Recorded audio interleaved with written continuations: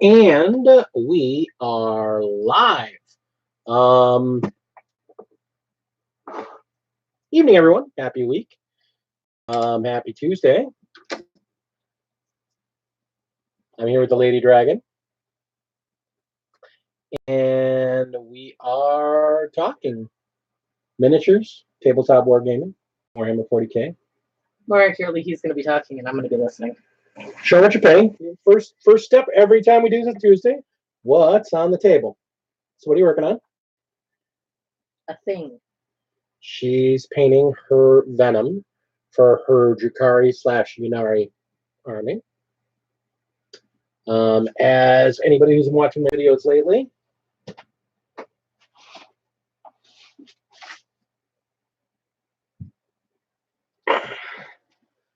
I've got 6 of these bad boys done, and I'm doing some detailing while I'm working out the numbers on the upright towers for the rest of the set. Evening, Nick. And then I've got these guys primed, and I am working on getting them all detailed up. So that's what's for dinner, or that's what's on the table. Don't mind the cat meowing. We have cats, and they're upset. We don't know why, but they're cats. What is the matter with you? Probably wants to go outside, probably freaking out, trapped someplace. All right, so this week, a couple things to talk about. Let's start off with the big news from Games Workshop. Jane Czar, the new plastic model of the Phoenix Lord, has been released, and they're saying it's going to be out in October. That's a pretty quick turnaround time for a new model of that level. If you read the Ynnari books, she's aligned with the Ynnari, so that's interesting too. Again, that goes back to our whole, the Psychic Awakening is going to have a big impact on the Ynnari and the elves as a whole. So that's pretty cool, especially considering that the Lady Dragon is a Ynnari player. So again, there's that. I'm just saying we're just talking about what's going on. Sorry about that. The whole new army list that they were looking at.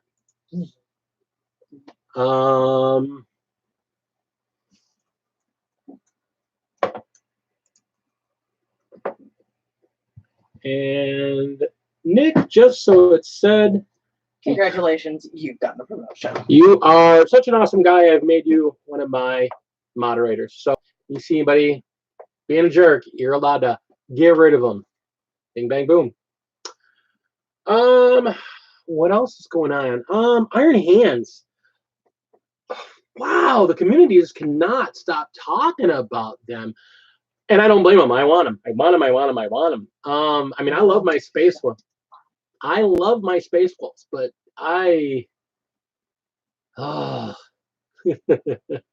power corrupts. Excellent, Nick.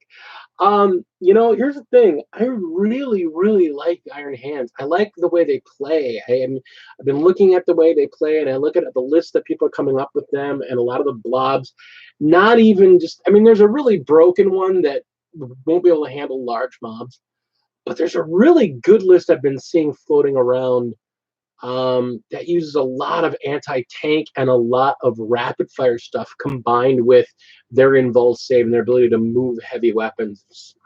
I really, really like. So don't get me on Ynnari. Yeah, so they might be somebody further down the line. Nothing new, nothing recent, because I got too many projects ahead of them on the table. But at some point down the line, they're going to be an army.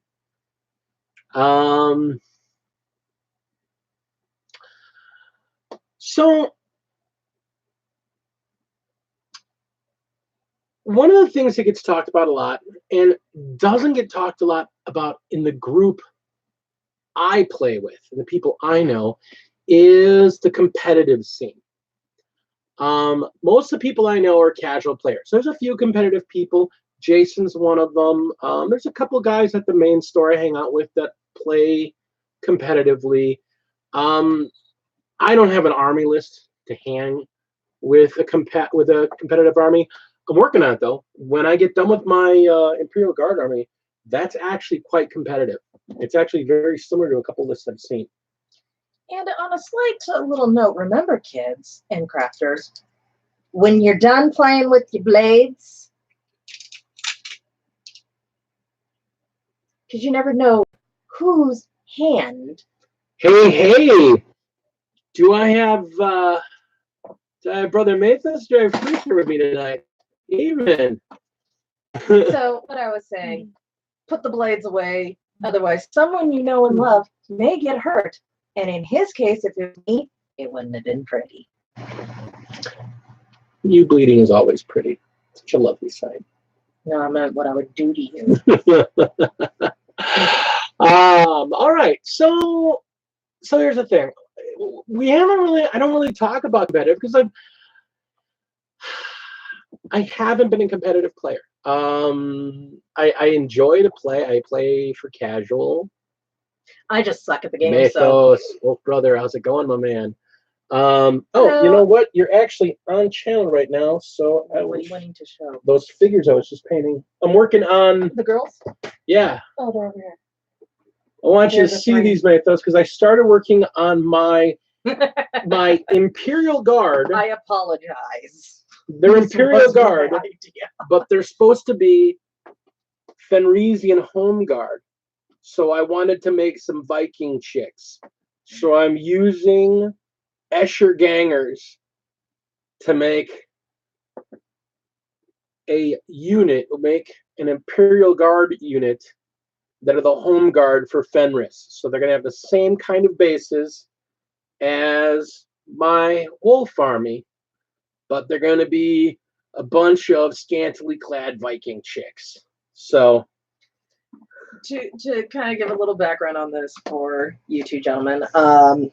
So basically what it is I was a little upset that girls couldn't be Space Marines. Yes. Exactly. Yeah. So the idea was because there's such a heavy Viking influence culture, and from what I had read, they're one of the only groups that still reproduce naturally. So they have young and they have old. Well, where do the moms come from? Well, obviously they're going to take the best stock. So who are these women? Well, we came up with the idea that these were Imperial Guard that were sent to Fenris to assist, and they went native. So I started off making a Loyal 32, which, yeah, it was just originally just going to be a Loyal 32, and it blew up from there. So it got even worse when I started making jokes about the names, considering the company commander is going to be a large, bolsterous redhead who has the phrase, "The slappings will continue until morale improves," and we're calling her Donna the Noble. We made she was trying to find a decent female psyker figure, so I made my own, actually. Well, we took a Magus. I actually want to make another one. I have some better ideas. Well, we took a Magus from these Gene Stealers, put one of the heads from the Escher gang on her, and after I had to cut it up, crop it up, and mess with it, and then I also took a bunch of Frostwolf. Frostwolf, Space Wolf. She took a bunch of stuff from the Space Wolf kit, the upgrade kit, and put it all over this figure, somewhere in her stuff.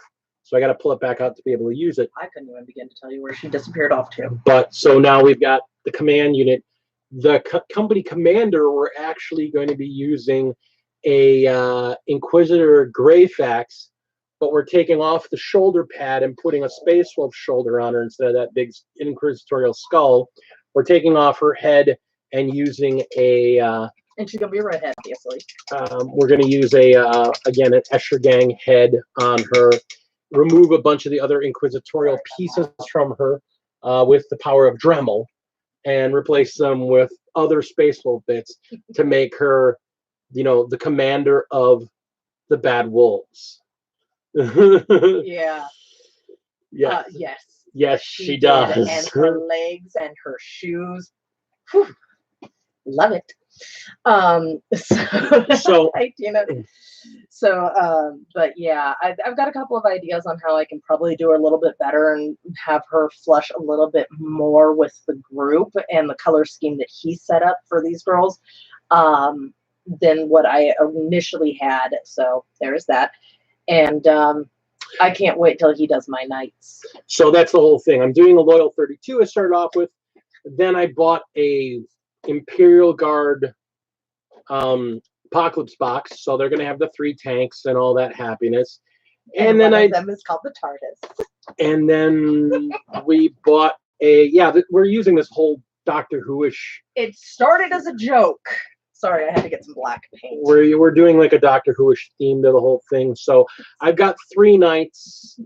They're going to be Jack, Mickey, and Thorn. Thorn's a unique character. He's going to be the big bad boy. Just so I can toot my own little horn for anybody who happens to like Doctor Who and likes reading some fanfic, if you go to fanfiction.net, Lady Dragon 28, I have one called Once More with Feeling, and Thorn is a friendly Dalek that got a reprogramming and is a medium whore. So Media. So we're doing actually the knights in this color shifting color to make them kind of I lined out the army. It's going to be really great. That being said, yes, big time. I mean, I've been a fan since I was a little kid back in the 80s, 70s actually, and introduced it to her a few years back. Long story short, I got into it because I was curious what all these Rose memes were about, and found out that one of my favorite actors of all time ended up playing the Doctor. He was the Ninth Doctor, Christopher Eccleston. Love the man to death. Think he's amazing, and got into the show. And so now we're building a Space Wolves. He still won't let me make a physician and stick it in there and name him the Doctor. But that's the whole idea, is why they're being called the Bad Wolves. So They're the Bad Wolf Clan, or Bad Wolf Company. Yeah. So, all right. That being said, go back to the original topic. And once again, in case anybody wants, this is orange juice. Yeah. We're the reason I talk about them is they're going to be my first really competitive army. I'm building them per a couple competitive lists I've seen and learning how to play them so I can play them at a competitive level. And so I've been trying to up my game, learn the competitive game, try and get better at playing. I play in this regular Thursday league this weekend. This week is the final week of the 16th. His opinion of Drukhari. They're a great army. I wish I'd played them first, because now they're hers. I won't play them. I won't play them. I won't play them. They're your army. Well, you can always use the damn army if you ever feel like playing a Drukhari army. You know that's your army. I know I could. That's your army. I'd rather build Iron Hands. There are laws against physical assault on YouTube, right? Here's the thing. The Drukhari are nasty, and since I primarily played Death Guard or Space Wolves, the Space Wolves did okay against them.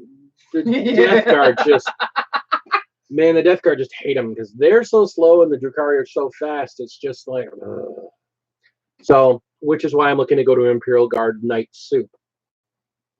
Yeah, Drukhari are a top 3 army. They were the number 2 army in for August in all competitive tournaments. They've been a top 5 for like the last 6 months. So for those of you who have not heard the story, the entire reason I started playing Drukhari is I just liked painting the figures. They're pretty. I like them. I love to paint them. I ended up painting a bunch of Nighthaunt to make them look like angelic beings, which, according to friends, are scary. If there were laws against salt. Yeah, salt the mine. Okay, so anyway, and then someone's like, "Oh, look, BDSM elves," and I'm like, "You have my attention." And then I found out about the Ynnari, and she's been hooked ever since, which is good. Nice organic growth there. Anyhow, so I've been diving into the competitive side of the game and been watching a lot of YouTube channels, been watching a lot of battle reports. been reading a lot of battle lists and a lot of battle reports from competitive end players, listening to competitive players' podcasts and whatnot, just trying to get a feel for the big scene on the greater whole. So Vanguard Gaming put up a video, I want to say 2 days ago. So it would have been on like on the 22nd or the 21st. Something like that. Yeah. He participated in one of the majors. He was at the London Greater Open, and in his heat, he found out about a player that was going to be there. I'm not going to name the guy because I don't know the guy personally, but apparently everybody involved knew this guy by name, and apparently this guy has a reputation as a bad player. He argues with people, he argues on rules, he cheats, he makes up rules, he tries to get things ruled one way when it's for his advantage and then against other people when it's not to his advantage. He's just the person that Vanguard was talking about is basically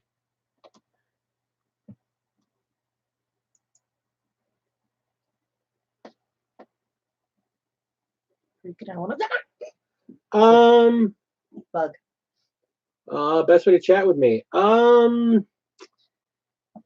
Shoot. Well, I mean, I'm home on Fridays. I normally come in and pop into your stream. You know what? Why don't we? When I get my phone, my phone broke. My phone broke, so I'm in the midst of getting it reloaded. I tell you what, I've got your email. I'll pop you over my number, and we can chat over it over phone.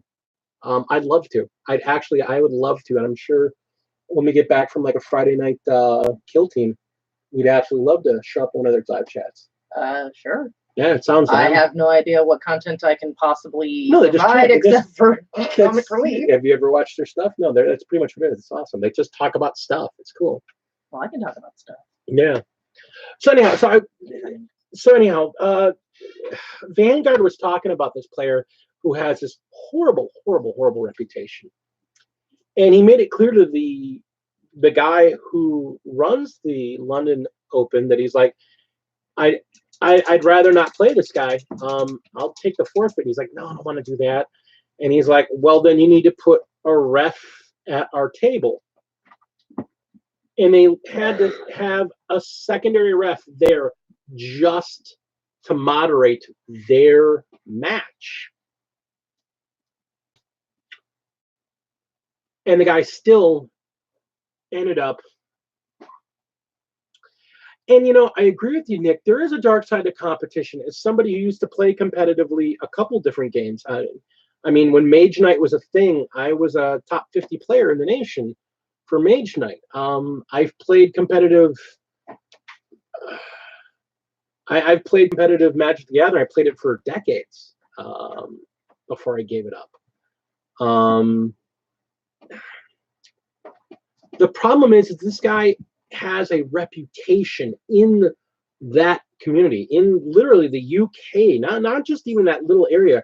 We're talking the UK competitive community. This guy has a rep as a bad player, and he's been banned from a lot of different major events over there. So he finally, after arguing with the ref like 3 times, got a yellow card. In one of his other matches, he got a complaint. In one of his other matches, he got a complaint.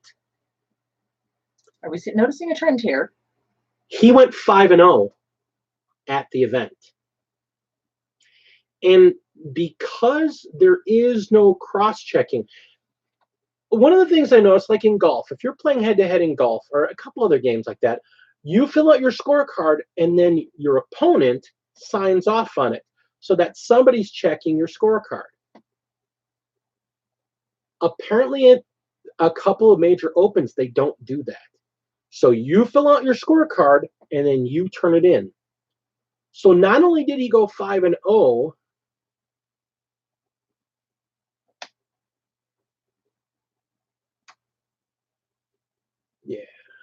that's terrible. And that's the thing. This guy, he turned in his scorecard. And apparently, according to his scorecard, every single person he played, he tabled them, and he scored using ITC rules. He scored 42 points in every single game. Is that even possible? It's possible, but it's literally maximum points. The maximum points you could win in an ITC event is 42 points. They pointed out that in one of the games, he was playing a mission that had 4 objectives, and he was playing against a Demon Hordes army, which makes it almost impossible to score one of the major objectives. There's one of the objectives where you have to get an objective in their territory, and one of the other objectives which you had to control 3 of the 4 objectives. He scored 42 points in that match, and I mean, I guess it's possible, but yeah, it's just not possible. And the problem was is that he put in his score, and it got accepted as a score. And it was only when somebody looked at it again, and that's the thing. That's what needs to happen. People need to cross-check each of the cards. That's the only way you can do it fairly. Well, they have to. Well, no, there's room for error. There's always room for error. I get where it's coming from. But that's the thing. Apparently, this guy it got caught at the judges' table when they were like, hang on a second. And they docked him a couple points. There was a couple points they could prove that he didn't earn. But that was it. So he got a yellow card, 2 complaints. He got 0s for best opponent and basically anything that the other players rate that you get rated on, he got 0s on. He was the only person in the top 10 that got no votes for anything. Yet somehow he went complete table wipe and maximum points in every match. He came out in 3rd place in the London Open.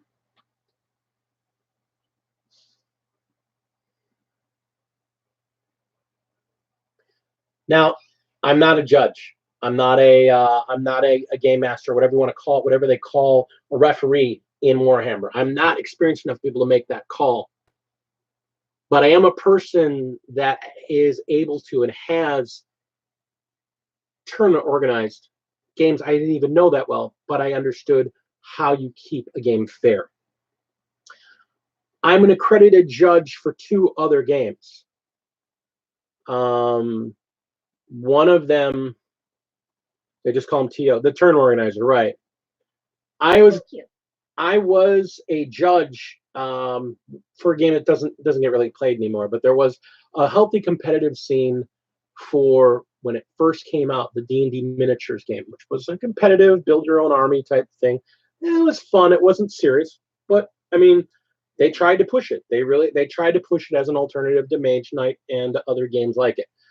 It's okay. It's not a bad game. It's not a great game. It's not a bad game. Is that where they have all those figures over at GU? Yeah. Oh, okay. Because it used to be a big collectible pain in the butt game. Here's the thing. The first tournament I ever ran, I had to basically DQ somebody, a kid I liked, for purposely cheating. He was young, he was stupid, and when I called him on his cheating, he blew up, and I'm like, all right, done. You're DQ'd. I was going to give you a warning. The other player was cool with starting over because you guys 10 minutes into the match, and he's already caught you cheating twice. We're done. He blew up about it. All right, you're done. Yeah, you're DQ'd. I hate to do it, but he had to DQ him.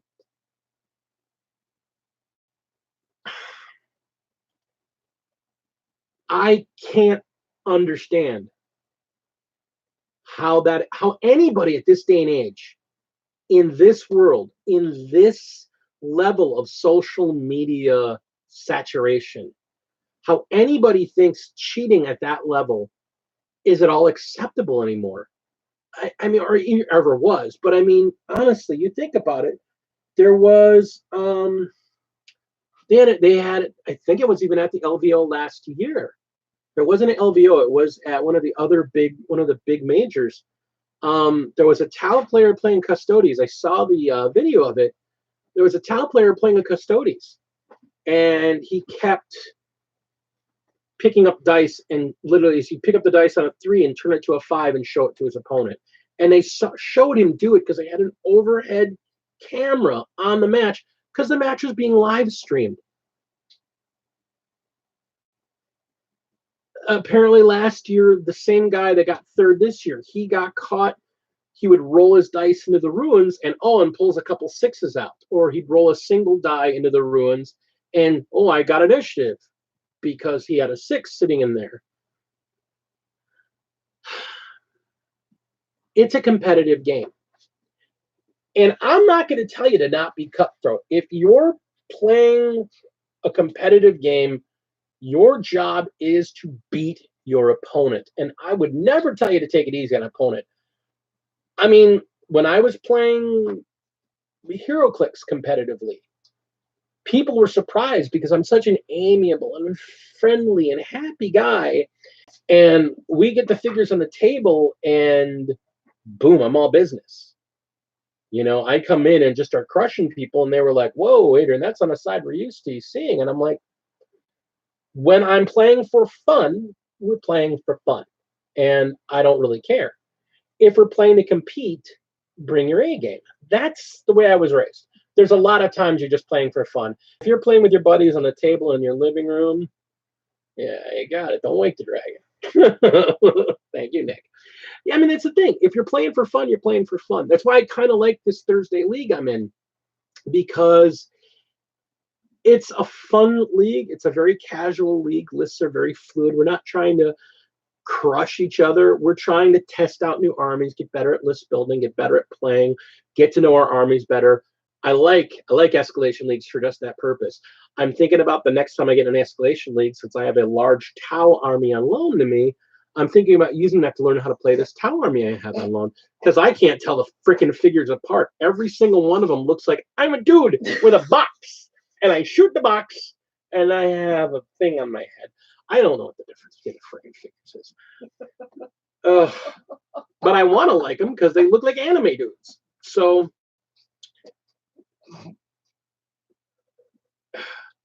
we have been busy with Kill Team to not be able to Kill Team Friday. We will be at Kill Team this Friday.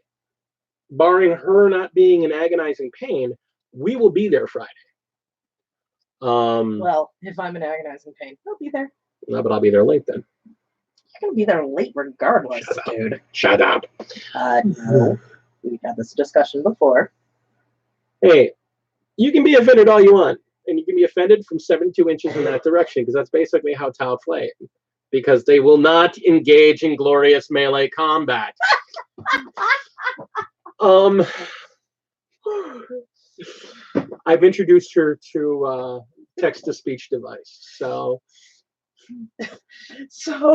because of this, I want to get a shirt that's just all black, and all it says is "That's not canon" across the chest.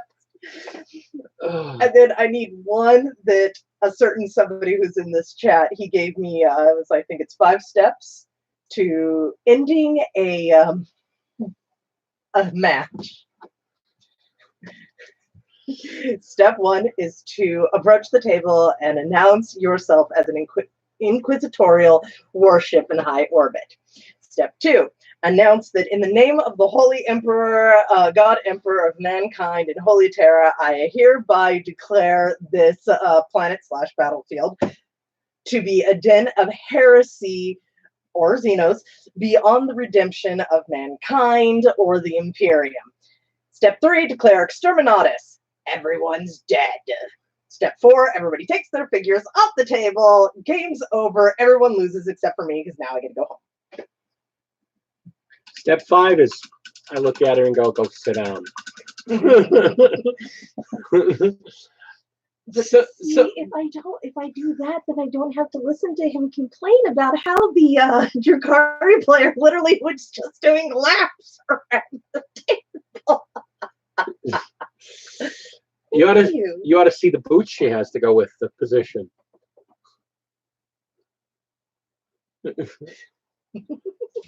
They don't even know what close combat is. Close, what is that, 24 inches? But, okay, so I guess the point I'm getting at is I guess really the point I'm getting at is that if you're going to play to compete, claws out, absolutely. But at the same time, don't be a sore loser and don't not be even a a sore loser, not even that. If you have to cheat, did you really win? What did you do? You didn't actually win the game. If you didn't roll the dice and get the dice rolled and got the numbers you needed, if your strategies didn't work, if you didn't actually kill their guys, if you had to cheat to win, you didn't actually win. Yeah, you get your name on the thing. Oh, I'm the winner. But, if that's the case, just go to the store and buy a piece of paper and print it out. That's the thing. I guess that's the part that blows me away. I can understand somebody wanting to play the meanest, cruelest, most vicious army they got. I mean, again, I'm not complaining. I love Kill Team. I love my wolves. I got my ass handed to me. I got my ass absolutely handed to me by a Grey Knights player.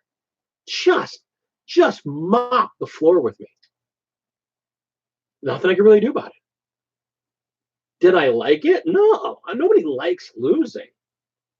But damn, he won fair and square. He rolled his dice, he got his effects. I rolled my dice, I didn't get my effects, or when I did, I didn't get enough.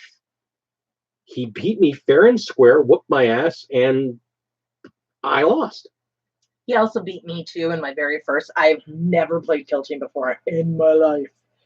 Took a 10 squad of my Jakari, 5 Kabbalites, 5 witches, went in and got my ass handed to me.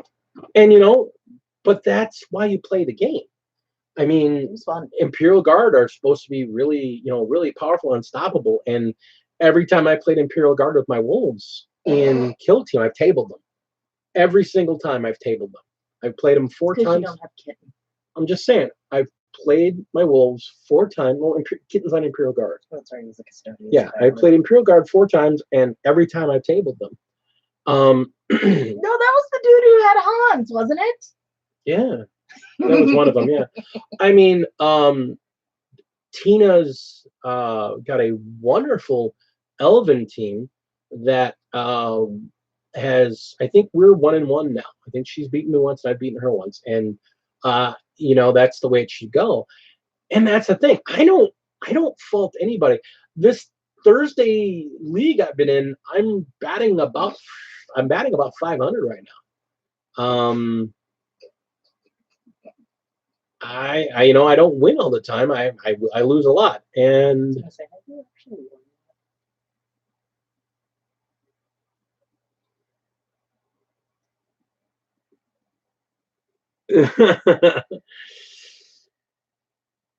now he gave me.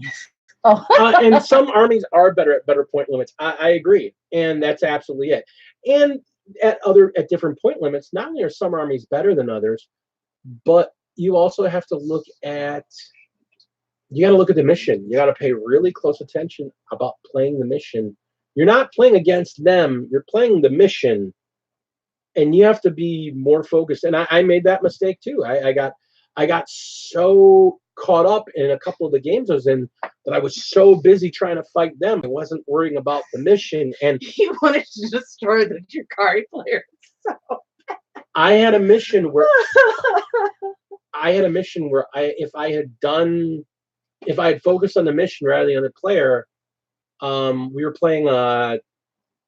I think it was 12. I think it was no, it's 1,000 point. We were playing the 5-man, the free for all 5-man. God, that was hilarious. We were playing 1,000 points, but 5 guys on the board for the final week of 1,000 points. And if I had played for the mission rather than deciding to wipe somebody out and going the wrong way, I had that game won. I absolutely had that game won by like 10 points. And then I took my eyes off the prize, and somebody else swept in and snuck the win in. The The Drukhari, because that's what they do. They're a bunch of thieving bastards. What's hilarious is after I watched the game, he goes, "Well, now we figured out how Drukhari beat the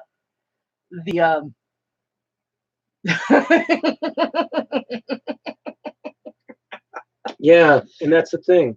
So I mean, that's the thing. So I guess that's the whole thing with competitive. I mean, the big thing looking at competitive play, I mean, playing casually is getting more to know how your army plays.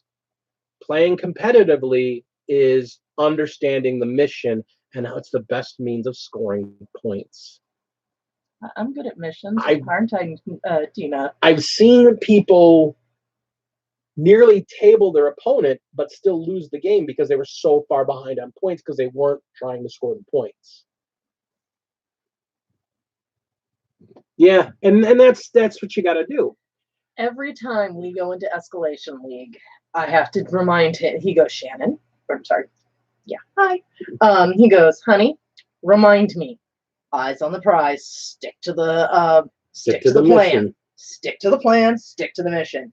And then he gets in the car and he looks at me and goes, I didn't stick to the plan. It's either that or he's playing the Drukhari player who likes to hide over the back corner and then he takes a couple of speeders and just goes straight up the center. And then hauls ass the other way. And it's the big reason why my army isn't competitive, because I don't have a long range threat. I don't have the figures to do what I want to do with that army. I've got some great figures for it. I need more. Always need more. I won't be happy till I have 5,000 points of at least or more. I love Death Guard. They're so gross.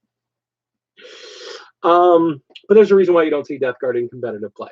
Because I'm gonna make him a maggot plushie. Call him Slimy. It'll be great. Or a shirt that just says Grandpapa Nurgle loves me best. So cheating. Back on. Yeah, but that's why I love this thing, because we can just kind of ramble on and go in different contexts and interact with my fans. But that's the thing. I just friends, and that's the thing. It gets me aggravated when I hear about cheating, because it's just like, and I've been hearing about it more and more lately. Last year's Worlds for either Worlds or Nationals for Magic the Gathering, there was a huge cheating scandal there. And we're talking like, this is like a big, $25,000 prize type setup here. We're talking, and there was a huge cheating scandal, marked cards and all that. Magic Gathering, I know Magic the Gathering. You had this 2 years in a row that there was a cheating issue at the London Greater Open. You keep hearing about it happening in some of the smaller ITC events where, judges don't do anything about a guy, or maybe they give him a yellow card, but it's just like, that doesn't stop this person from cheating, because the ITC doesn't have any way of tracking it. Now, there are certain events that have the rule, LGO, London one. They actually said, earlier today, in response to the video and in response to all the complaints they got, they're going to start tracking at their event. So if you get a yellow card at their event, that carries over to the next event. And I guess what that means is either A, that immediately puts you in a lower bracket, and if you get a second yellow card, you're banned, or you'll be DQ'd from the event, I guess. I don't know how much teeth that has. I mean, they have an event once a year. So if you were bad last year and you come back this year and we can prove you were bad again, maybe we'll ban you, or maybe we'll DQ you, or ban you from next year's event.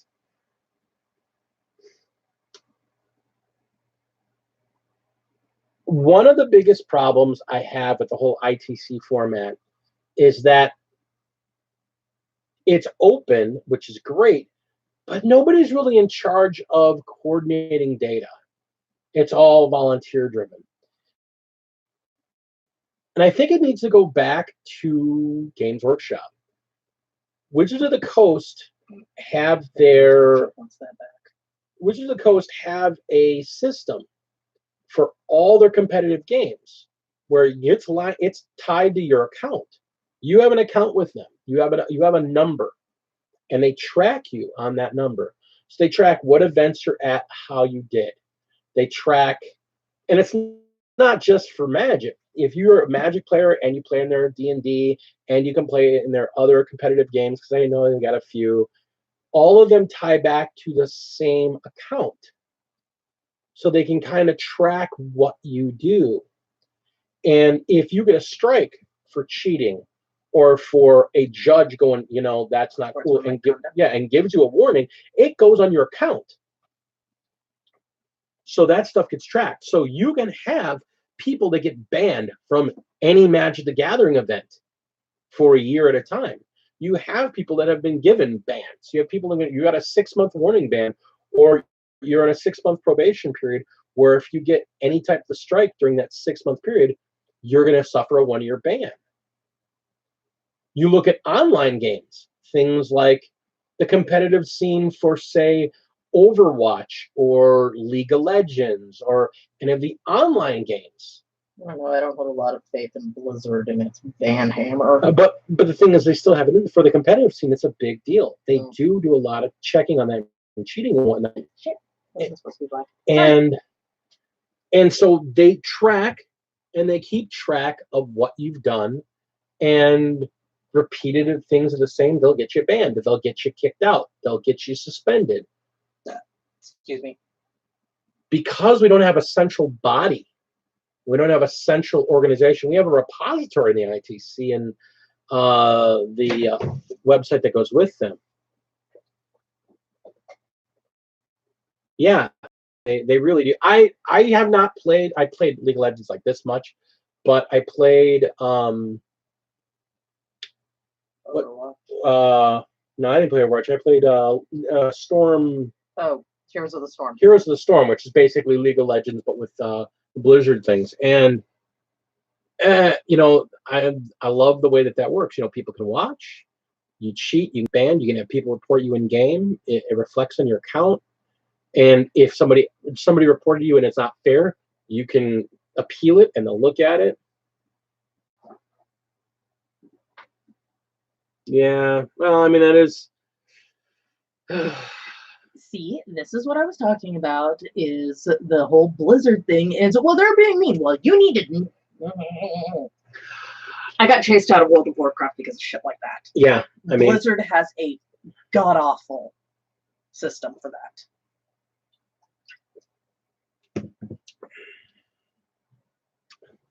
I didn't know about the cheating in Overwatch. My son, you guys know him, Ray. He plays Overwatch.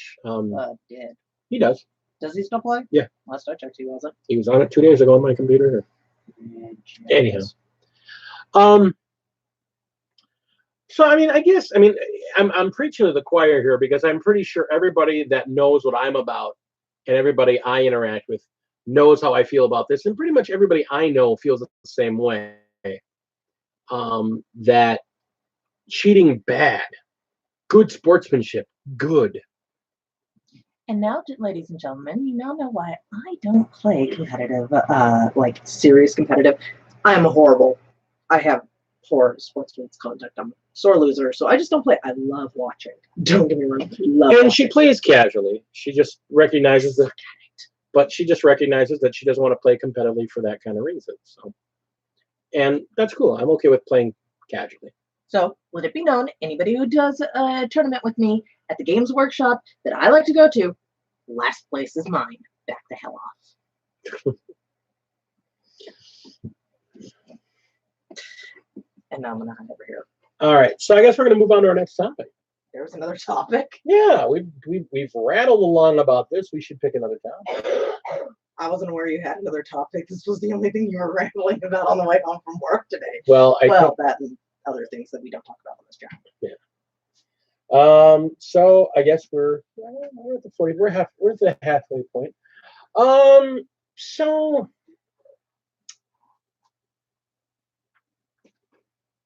let the Wookiee win. Yeah. That's the house rule for dealing with her. Because if I don't, the Wookiee. no, He's the hairy one. the problem is she hates Star Wars, so she doesn't know she doesn't get the reference. Yes, I do. Let me explain the Star Wars thing. Oh, good throwing controllers. That's just part of the game. I can't tell you the number of controllers I have chucked across the room. Wireless controllers are my bane because I get halfway through the swing and have to stop after somebody scores some stupid ass bullcrap play in Madden. That's just them randomly mashing buttons and getting Not through. me. It's not me. It's some bullshit, is what it is. It wasn't me. I don't play Madden. I'm so bad at it. Now, real quick, with him accusing me of not knowing Star Wars, I do know Star Wars. I can tell you where the Sith got their name. I can tell you the race that they took their name from. I can tell you tons of stuff about it. I hate the new movies. They're bullshit because they got rid of all of my beautiful, glorious lore that was previously there to put this Mary Sue character in the limelight.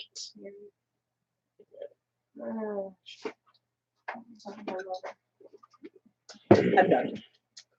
See, this is why, Mathos, this is why you and I need to get together at like a Las Vegas Open or whatnot. And when things are closed, because there's a big thing in Las Vegas, and in the hotel room after hours, bring my classic Nintendo and some Street Fighter, and you and I throw controllers for the rest of the evening. That sounds cool. Mostly because I really don't want to listen to that cussing. So pick another topic already. Otherwise, I'm going to start ranting about other stuff. Yeah, no, we're talking about gaming. Okay, so we've shown these, and I've got 6 of these done. So I'm starting to work on the magnetized towers to build the corners. I've realized now that there's going to be 4 separate pieces. 4 separate pieces to the whole set. There's going to be the walkways. There's going to be the towers. I'm going to do the gate, and then I have a special piece I'm going to do that I kind of want to have it be a surprise when I show it. The thing I got to find out. You guys are jerks. I got to find out. I got to find somebody that's got somebody's got a Bane blade, because I got to measure a Bane blade before I build the gate. Hey, Squig Boss. Yeah, that's a AOS reference. So we're doing good, Squig Boss. Yeah, just Sigmar. Oh. The squigs are the dudes on the big hopper things. Oh yeah, the ones that I go. What are those? They're squigs. I was trying to figure out exactly what they were, and all I could think is Fizzgig. Yeah, they're giant meaty balls of meat. Fizzgig. With no fur. So I got to find a Bane blade. So I'm hoping that somebody at the store I'm a regular at actually has a Bane blade, or they've got ones built on a shelf somewhere, because I got to get some measurements so I can see how big I have to make the gate. I have a Knight Castellan, so I want to build this gate so it's big enough for the Knight Castellan to walk through the gate.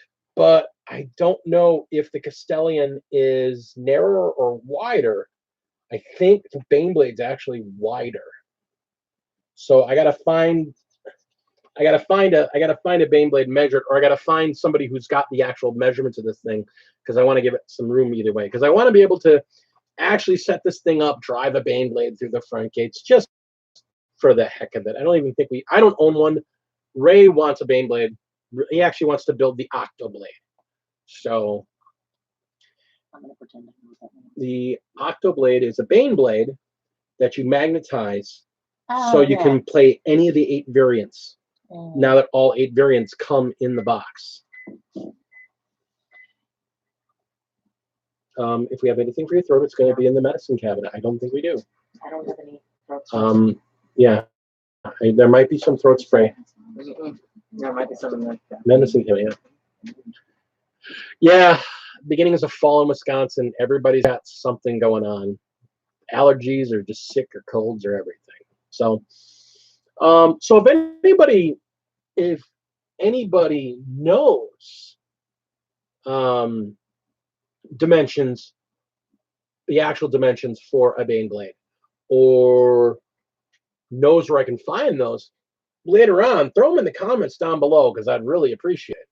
Because like I said, I want to find Baneblade. I want to make sure I make the gate wide enough. I don't want to build this gate and have it, well, it doesn't fit. Well, that's crappy. One beat first time. I hate you sometimes. No, you don't. You're right, I don't. Did you say Wisconsin? That's Yes. pretty north. Yeah, here's the thing. Not even that far north. Well, but here's the thing. We live in Wisconsin. It's a good thing where we live, because we live in Milwaukee, the beer capital of the world. And you're from Texas. Well, of course, everything's north of Texas. That's the easiest way people know how to keep away from it. It's south. Just leave it there. I'm not getting in. No, I make fun, but I love Texas. I really love Texas. When we were at one point were considering a couple places to move because we were getting tired of stuff here, we were actually looking at Austin, because Austin is a really nice city. It's a really nice city. It fits into my political leanings, and that's as much politics as you get out of me on my stream. But Austin fits my political leanings. That should say everything you need to know about me. Except for the fact that I agree with Texas and everyone should have a lot of guns, because I love guns. But that's because I'm ex-military and I have respect for firearms. There's a lot of people. Officially done painting this thing because I am so sick and tired of the black. There's a lot of people that don't respect firearms, and it is what it is.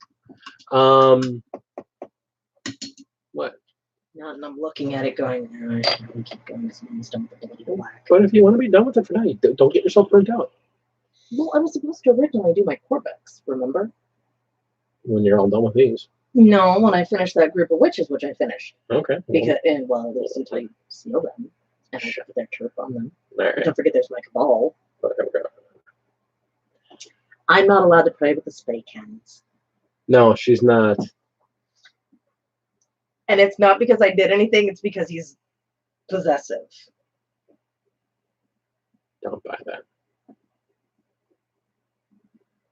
That's what I was saying. When you were talking about coming up to Chicago, Mathos, Adepticon is in Chicago. Chicago and Adepticon is 90 minutes of trip. We drive down. We're there Saturday morning, play all day Saturday, and then come home, and that's it. We're good to go. So yeah, you guys got to come up to Adepticon. If you guys come up next year, let me know. I want to make it a thing that we get a bunch of us YouTubers together. Hey, Reed.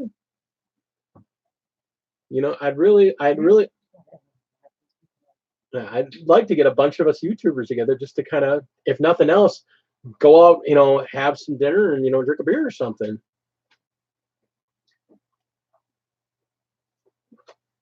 It's an audit because he does security audits and stuff. Oh, cool. Yeah. So we got that going on. And you guys do know I'm working on a couple painting projects for upcoming tutorials. I have something that I started working on for Armies on Parade that originally we were supposed to be recording it step by step because I wanted to originally just do a display board for my Ynnari as I built them up. And somebody here. Woo! Very nice.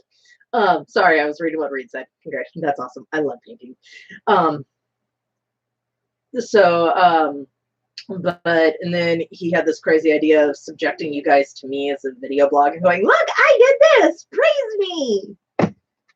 That wasn't the way I put it, but you know, and that's the thing. I mean, we want to add a little bit more content to everything that goes on here, and alter and subject things around. So, you guys are my audience.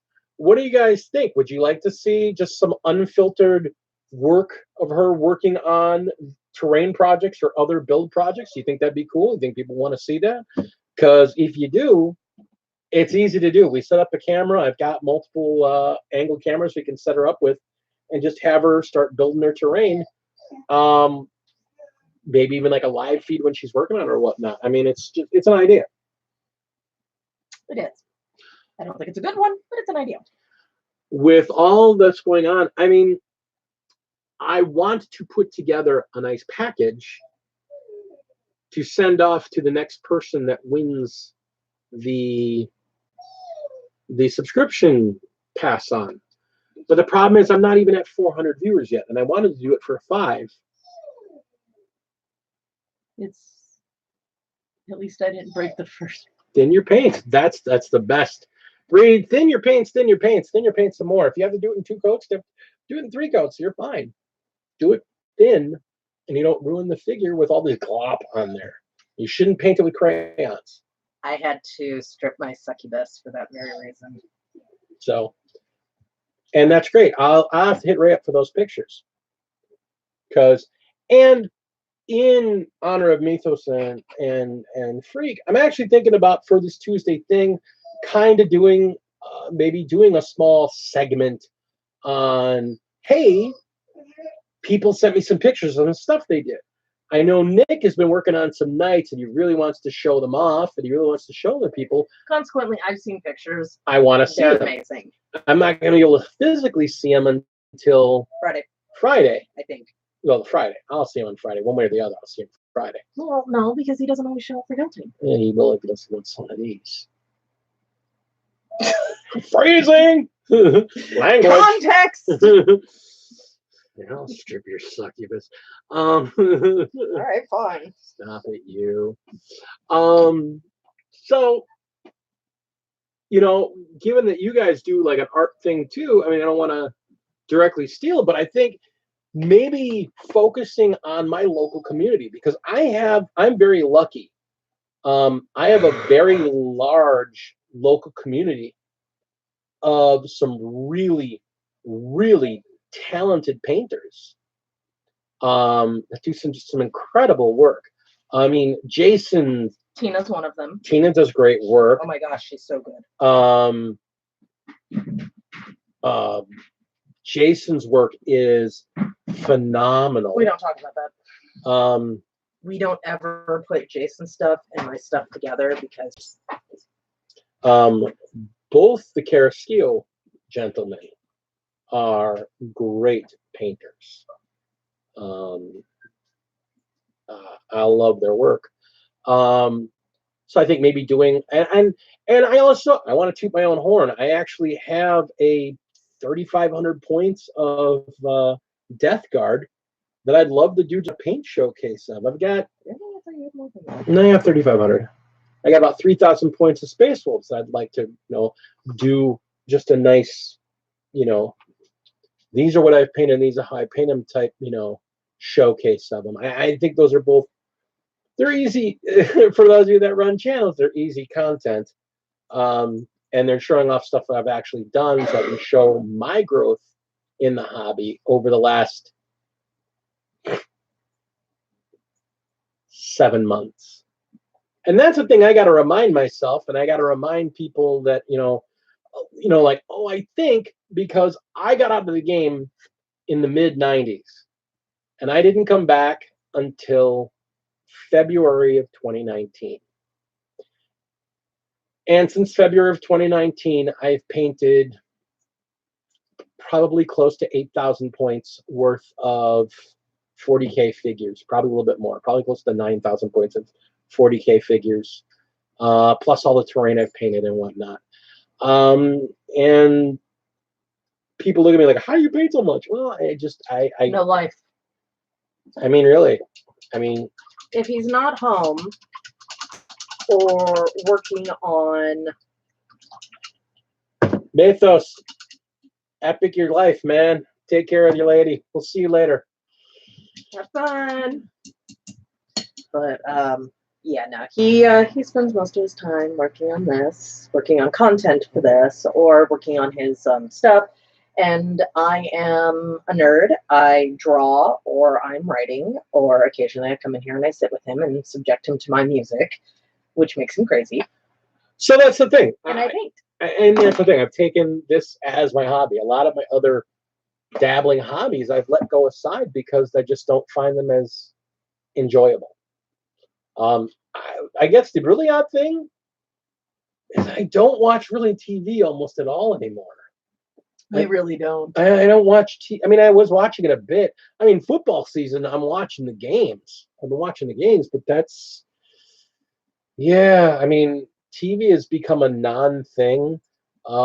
If I'm watching something on YouTube, I'm pretty much watching either somebody's podcast or somebody else's tutorial or something on watching a playthrough or a battle plan or yeah, pretty much. Yeah, wargaming kind of rules my life at this point.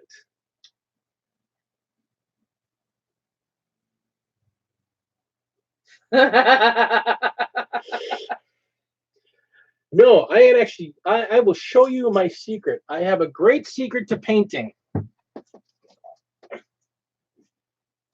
Really big brush. 2 strokes. Figure done. Dip in Nuln Oil. Hey, look, it's done. And he really likes contrast paints. You know, contrast doesn't make it any faster, though. That's the funny thing. For you. They really don't make it any faster. They just give me a different way of. They just give me. Oh, the Apollo. Sorry, he was needing love. For everybody who says that contrast paints make it painting faster, they do not. They make it easier, somewhat. What I found they do is they give you access to a few more effects, a few easier effects too. They they take the great place of washing in some cases. Even Citadel has actually Games Workshop has actually started using it as in place of washing for their terrains and stuff like that, which is really cool because you get some beautiful effects. And that's the thing. I mean, the terrain. I love the terrain. If I ever hit the lottery, I would buy so much terrain because I love their stuff. Apparently, Apollo wants to become your co-host now. Yes. This is the Apollo. We found him. He found us, actually. Yeah. Came home one day and there was a dog sitting on my yard. Yeah, actually woke up in the morning to take the kids out to school, and he was sitting on our front porch going, "Oh my God, I'm cold and wet. Please let me in." And we haven't gotten rid of him since. So that was 3 years ago almost.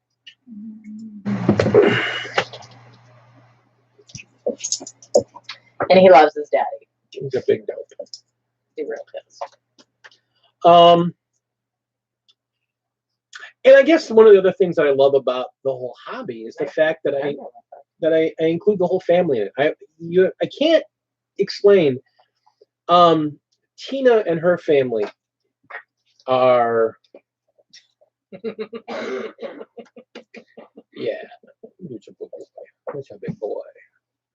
Sorry. That Tina, that's the thing. I honestly am so jealous of you guys because you got the original Warcry set, and not original, but the original Kill Team set. Because the terrain in that original Kill Team set is so wonderful. It's why I had to buy the new Warcry set when it came out. The terrain in that Warcry set is so amazing, just wonderful. And it's why I like the kill zones and what they call now in the Warcry the battle zones. No. He's getting overexcited. Hey, go down. Come on. Oh, he wants to lick. I know he's getting overexcited. I have animal glitter on me.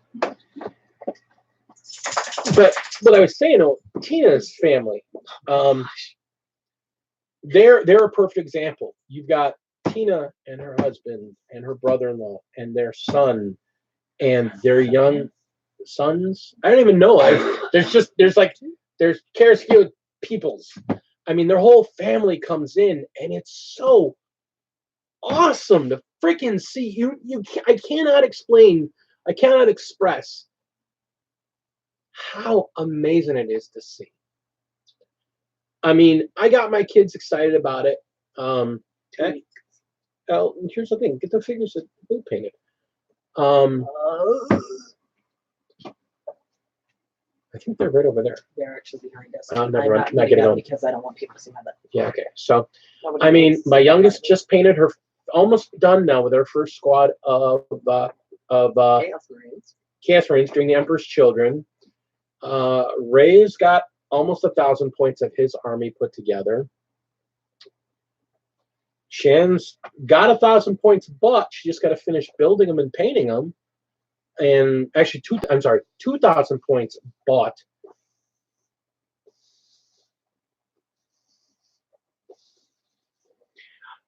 And you know what? That's really the cool thing. I'll be honest with you. I want to paint with Lizzie so we can do Rainbow Marines. Here's the thing. I'll be honest with you. This is a great age. I mean, for Lizzie, I think it'd be awesome. You give her a handful of the Marines, the easy build infiltrators. Paint them however you want. Just go nuts. So for those of you who Lizzie's little. Lizzie she's is very little, she's fearless, she's adorable, and she knows it. Yeah, and that's the thing. You get a kid involved in the hobby young. I mean, I go back to how I got into the hobby in the first place. I was 5, 6, 7 years old, and my brother was a modeler and a model railroader. And he got me, the building the cars wasn't the part that got me, but building the layout, building the town, the people, the lights, the buildings, the hills, the trees. I was like, oh my gosh, I want to build my own world.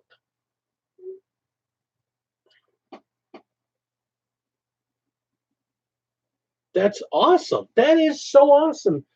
Tyranid Kill Team, that's perfect. I'm slightly horrified right now. Why? They're awesome. They're beautiful. I love the Tyranid Kill Team. I want to build the Tyranid Kill Team. I would like to point out that his color scheme for the Tyranid Kill Team is black and dark blue. You know, like the hard meats. I'm building an alien. I'm just saying. Not even trying. Not even going to try and hide it. I'm building an alien. That's okay. I wanted to make the Crystal Gems as a set of Marines. Creativity. It's the key point of that's what got me into terrain building. It got me into you can imagine it and you can make it happen. There's rules for everything. And there's the rule that make it look good. Make it look however you want. It's Really fun. cool. I love that. Yeah. So getting them in young, like I said, I started playing with terrain when I was 6, 7, 8 years old. Then I got a box of D&D stuff. And then I built all kinds of stuff from there. And I remember taking shoe boxes and cardboard boxes and building all this different stuff for my D&D game. And then I went in the military and I got back and I got introduced to, I got out of the military and my roommates introduced me to Warhammer. And I was like, this is the best. So I was a war gamer my whole life, didn't even know it. And being able to express yourself and have your whole family involved, to have the wife sitting next to me painting a figure and talking about army building and talking about paint schemes and listening to her go on and on and on and on about lore. I know some of the lore, but she's specifically into this lore that's all about what she's building and why it interests her. And that's awesome. Which was why it was really funny. Again, throwing back to when they made the announcement of the Awakening, the GW made a comment, and I looked at it and I went, "That's not right because that's already happened." The event that they're talking about that they quote is the event that created Slanesh. So that's not the prophecy they're talking about. And so I had to go and drag out, actually, I've got a book or a magazine that actually has this full prophecy that was written by some blah blah blah big name elf guy whose name eludes me, that is basically talking about how there's going to be this huge structural change and this and that, and the wolves call it the time of the wolf. So The wolf time.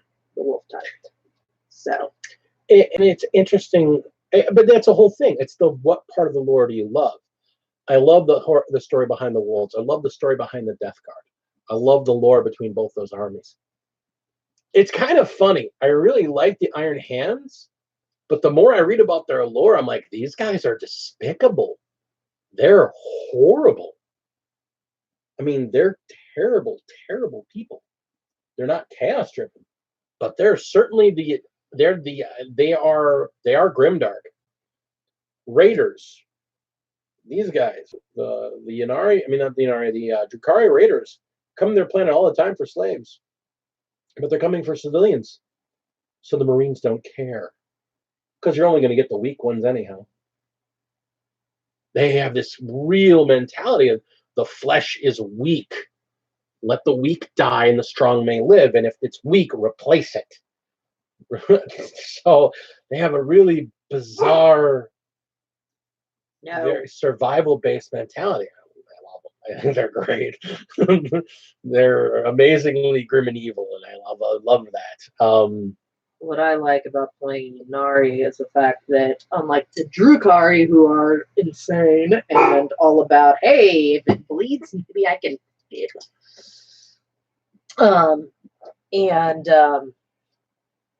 They're very much of a. Yeah, and that's the thing. You know, they're also. I've heard about the salamanders. I've been wanting to get my hands on it. I've also been wanting to get my hands on the Horus Heresy audiobooks because I know that they have them. And I was talking to the shop owner, Antonio, of the Games Workshop store that we go to on Fridays for Kill Team. And he was saying that a lot of people that are like me that really want to know the lore tend to grab the audiobooks and will plug them in while they paint. And I think that would be really cool because I would love to actually know a little bit more of exactly what happened and why Horus, lost his damn mind, and not by text to speech. Although it's accurate. Mostly. Screw Lorgar. It's all his fault. But the Emperor was bringing Magnus. It's Lorgar's fault. The interesting thing, I remember there's a beautiful quote. A Space Marine is worth 1,000 Imperial Guard. So the Iron Hands are like, fine, stuff 1,000 Imperial Guard in that hole, so that our battle brothers will win the day. Daddy. Some of the ashes. Yeah. I'm noticing this. And the Salamanders are a Space Marine is worth 1,000 Imperial Guard? Get behind me, boys. If I die, that means 1,000 of you live. So, yeah, I mean, the Salamanders are just a bunch of happy dudes, yet they're some of the scariest looking freaks because they're all black. And I do mean, like... That's not black. Well, okay, black. They're black. They're weird. They've got tar skin or something. That's racist. No, that's kind of a golden brown. These guys are black. Like, they have tar on their skin. I know what you're talking about because Kitten made the exact same comment. Exactly.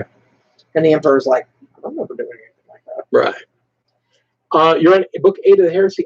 See, the thing is, I've got him in PDF form, but she wants to listen to him. So I hate PDFs. I like completely and utterly. If I have to have the book, I want it in my hand. She has to finish the Ynnari book she's reading right now anyhow. That she's still not finished with. Yeah, I just found it again. Hey, I'm still trying to get through Good Omens too. I am not a fast reader sometimes. Lore of this game is There's a lot of it. There's a lot of it. It's amazing. There's I- so much. It's such a full world, and it's funny because again, you go back to when I started playing, and it's really funny. Are we the bad guy? Are we the baddie? You go back to when I started playing the game, and I remember the first image of Layman Russ. Layman Russ in the original first edition game, he wasn't a Primarch. There was no such thing as a Primarch. He was just the chapter master. And the picture they had of him was this really horrible drawing of this horribly scarred up and beaten up and cybered up dude. Like half his face is covered in cybernetics, and he's got tubes and stuff coming out of his nose, and he's. I wish I could listen to stuff that worked, Tina. I wish I had a job. Nobody's paying for my art. When she's done getting her surgery, she'll be working again. She's a good girl. I should show them the pictures that I have. Oh, put that on your bingo block. No, I just figured maybe they might like a picture of the Delta card. They don't know what the Delta card is. No, but they might like that picture. But since you don't want me to show it, fine. It's not a matter of not wanting to show it. No context. Context. You know what we got to do is we got to start getting you to draw some. There's an idea. You know, I offered to draw a picture of Lionel Johnson. And No. I just let you start drawing some Space Wolves. no, just think how funny it would be to get a picture of Lionel Johnson and Layman Russ dabbing. But opposite directions, so they're both leaning into each other. Well, either dabbing or doing that the fusion dance. Oh my god, I have to try to draw that now. Jeez. I have a sick twisted sense of humor. I do not apologize. I drew imps dabbing from World of Warcraft, okay? I'm so happy about that. She's a very talented artist. Yes, she is. Don't let her lie to you. She's amazing. Passable. You're fine. You're great. All right. You know, I think I'm a little out of gas right now. I think we talked about a lot. Got it all out of our system. I think we got a good night. Anybody got a topic they want to talk about for the next 10 minutes? Anybody got a question for me? Anything you want to throw at Big D? Questions? Questions, How-tos? comments, concerns. Unfortunately, we've lost most of our viewers. I think Nick's still here, and I think Tina's still here. I think that's who we got. I think we got Nick and Tia. So, you guys got any questions for us? Hey, look on the bright side, no bots this time. Yeah.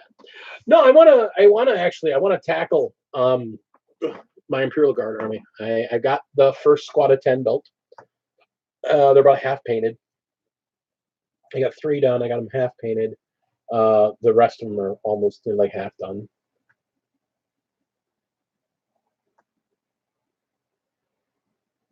You need to plug his turn. Dude, I'm going to be there Friday, so we're going to be in the tournament. One thing in the lore I would change.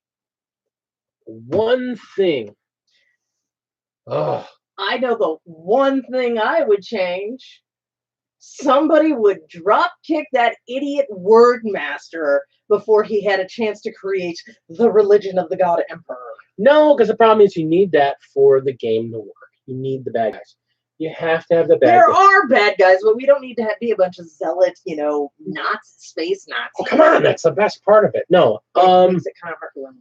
yeah, I mean you need There that. really are no good guys in this. If I could change one thing about the lore, I think the one thing I would change is I wouldn't have had all the Primarchs killed off and disappeared on both good and bad side.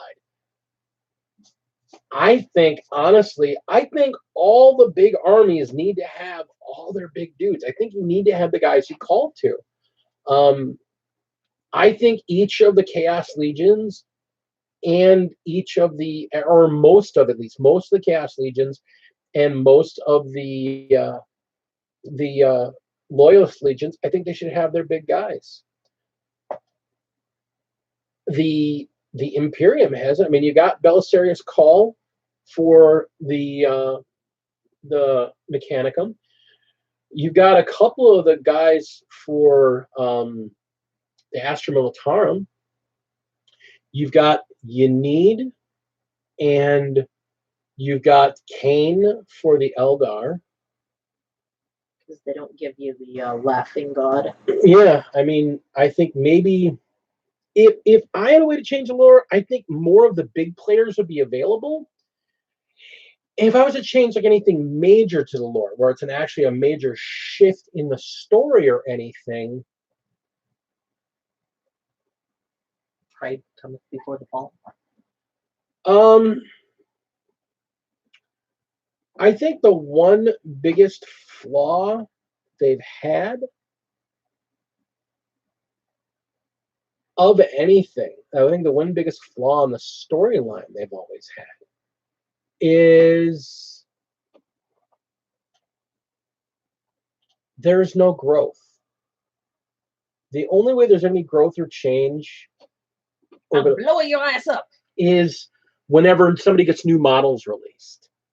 If you want to change the lore, again, the problem is that a lot of the lore is retroactive. So that's the problem. The lore is retroactive. You can't have the Emperor of Mankind up and around, because the Emperor of Mankind would everybody want his figure and want to play him because he would be OP. I want the one from text to speech. You know, I think, I don't know, it's tough. I don't know if there's just one thing I would change. I think there's a number. I honestly think the best thing they could do for the lore, for the lore is to split the Imperium of Men. The Imperium has such a big overarching faction that I think if you split the Imperium in half, so you have the Loyalists and then you have the Ecclesiarchy, I think that would make a really interesting change of the lore, where you actually have that where the great heresy that created the Sisters of Battle. I think if you even had it at that point where that split would have caused the Empire to split in half at that point. So you've got half of the Empire that is trying to follow the old ways and not underneath Lorgar's religious bullcrap, and reject the religion and still follow the Emperor's side of things. But they're the smaller faction. They're the smaller faction with less resources. And then you have the bigger faction that is the Ecclesiarchy, that has the Inquisition, that has the most of the Imperial Guard, that has the Sisters of Battle, has the Death Watch, has the Grey Knights, have a couple of the other bigger chapters that follow the church. And you've got the Sisters of Battle split from the but they're part of the Ecclesiarchy. They're part of the Ecclesiarchy and the Inquisition. They're still part of it. They just didn't believe that guy was the Emperor anymore. They're weird. Well, no, because it was said that a fraction of them had. Never mind. A small fraction have joined with the group that are with Saint Celestine. And then there's also the group of sisters that fell to Nargol. It's a single unit. Yeah, no, I can't paint them. So yeah. Yeah, I guess that'd be the one thing I would like to see. I would have liked to have seen the Empire split a little further. Even at the point where they fractured, so that you have like the Space Wolves and the Dark Angels and even fractured there. The groups that didn't want to follow the Codex Astartes, so they went independent. So you've got like the Space Wolves, the Fenris, and they've got their own Imperial Guard, their own version of the Imperial Guard, their own rules for their Marines, and their whole own setup. And you got the Dark Angels, who have their own setup that's different. And you have, because then if you would have done that split, you would have had the Imperial Fists, not because, I mean, he was, Dorn and Russ were the two most vocal about not adopting the Codex Astartes. So to have the Imperial Fists not break up, so they don't have, they're like 5 different major groups, including the Black Templars, and have the Fists be this massive military state. I think that would have been interesting for the lore. I don't think it would change gameplay, and that's the big thing. I don't know if there would be a change to gameplay other than, you know, hey, if you're this empire, you can't have, you know, Inquisitors with you, or blah, blah, blah. But nobody plays Inquisitors with them anyhow. I mean, pretty much the only time you see the Sisters of Battle, and they might have somebody with them. Again, that goes back to pipe dreams. I'd like to see the Inquisition Get fired. Here's the thing. I like the Inquisition as a whole. I don't know that I'd play them, but they've been so ignored for like the last 20 years. They got a couple of really cool models, and they pretty much got ignored. I'd love to see them get a box and get a new codex and get some units, and then figure out something to do with them and the Sisters of Silence. Something, anything.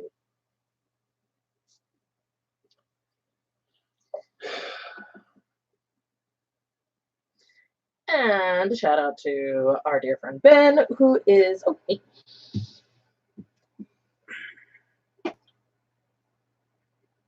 I think there's going to be a huge civil war also that's probably coming with the Dark Awakening, because the Elder and Dark Elder are pretty much, according to lore at this point, coming together.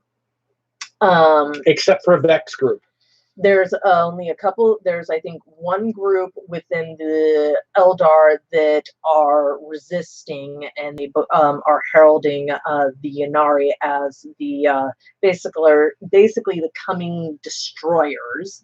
And the Homunculus Guild of Kamara absolutely hates the Ynnari. Like I said, Vexoids.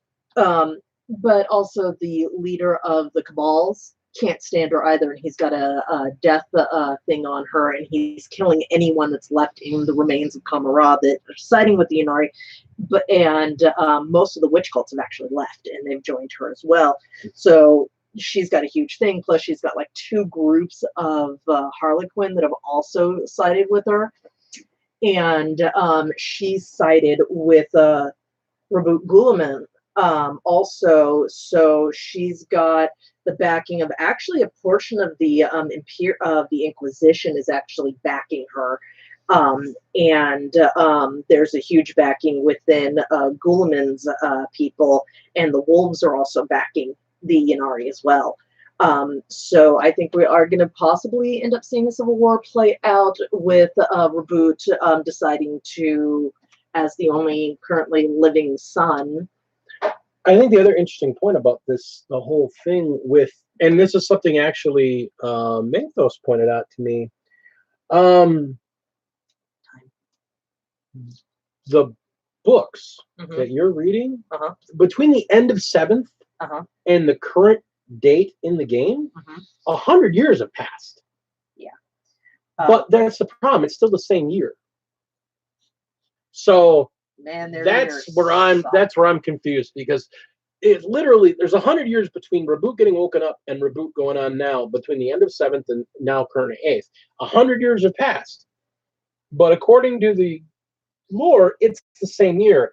And I guess that's why Guilliman actually has started up a specific arm of the Inquisition to determine what the actual damn date is, which is, I think, a joking nod at the developers that have no clue as to what the hell's going on with the dating system, because it's been the year 39909999 for like the last, 30 years in the real world and probably like 200 in the game world. So they're stuck in the hyperbolic time chamber? The warp did it. The warp. They're likely going to blame it on the warp. And of course they are. The warp is to blame for everything. I don't know. Zinch seems to take a... According to plan. All right, folks. It is 9 o'clock Central Standard Time. We As a real quick shout out to those of you who are in the greater Milwaukee area, there is going to be a tournament for Kill Team at the Games Workshop location on Layton Avenue in Greenfield, hosted by one of our own dear friends. So if you want, come on by, take a look, meet us, play your games, and stay out of my last place. Thank you. Friday. It's on Fridays, so It doesn't start until October, it though. doesn't start till October, but come in Fridays, and that's when they play it. So, also Games Universe, which is on Highway 100 here in Milwaukee. It's actually in Franklin. It's on Highway 100 and Lovers Lane. They have a weekly escalation league for 40K that is starting up their new season. I think not this week. This is the last week of this season. I think they're going to get 1 week off, but they'll be either 1 week off or 2 weeks off, and then they'll start the new season up. So they'll be starting a new escalation league, 500 points for the first 4 weeks of the season. Come in, check in, get points. You're entered into a drawing at the end of every month to win something. It's 500 points. You have to have a list. You don't have to have the same list every week. You don't have to even play the same army every week. It's very casual. The whole idea is to teach people how to better play their armies and how to construct better armies. So if you're interested and you're in the greater Milwaukee area, that is the way to go. If you are not in the greater Milwaukee area, all I can say to you, Get here. find your local game store. Get involved. Get playing. Find other people and play them. If you're afraid of starting off big, buy a unit and play Kill Team, or buy an army, 1 box, and play Warcry. Warcry is amazing. Kill Team is great.